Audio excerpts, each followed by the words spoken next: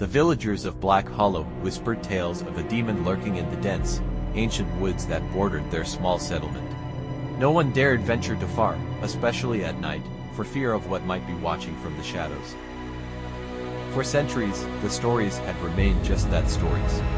But one autumn evening, a young hunter named Elias decided to test the legend. Armed with a lantern, a bow, and sheer arrogance, he stepped into the forest as the sun dipped below the horizon. The woods were eerily silent.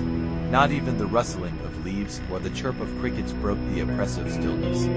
The deeper Elias ventured, the more the air grew heavy, as though the forest itself disapproved of his presence. He stumbled upon an ancient stone altar, overgrown with moss and vines.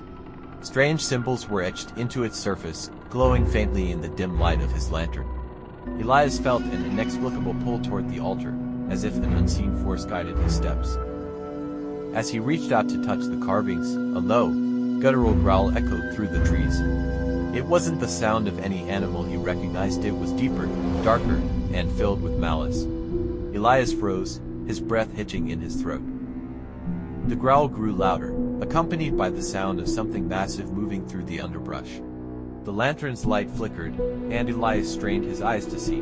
A shape emerged from the darkness, a towering figure with glowing red eyes and skin that seemed to writhe like smoke.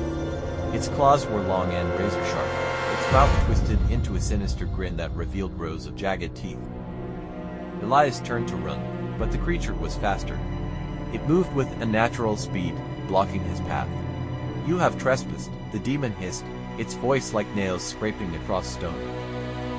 Desperately, Elias raised his bow, but the demon swatted it away effortlessly. "Do you think you can harm me?" it sneered. The forest seemed to come alive, the trees bending and twisting as if they were under the demon's command. Shadows elongated, reaching for Elias with claw-like fingers.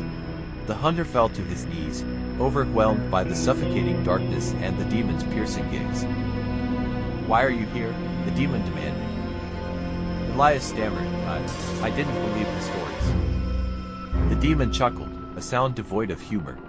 "Then let me give you a story worth telling."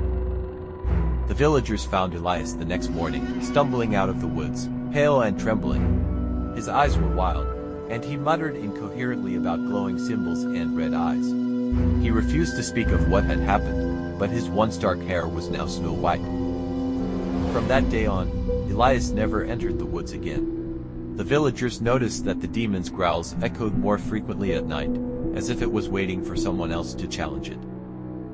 The woods became even more feared, and the story of Elias and the demon in the woods became a chilling legend, a reminder that some stories are not meant to be doubted.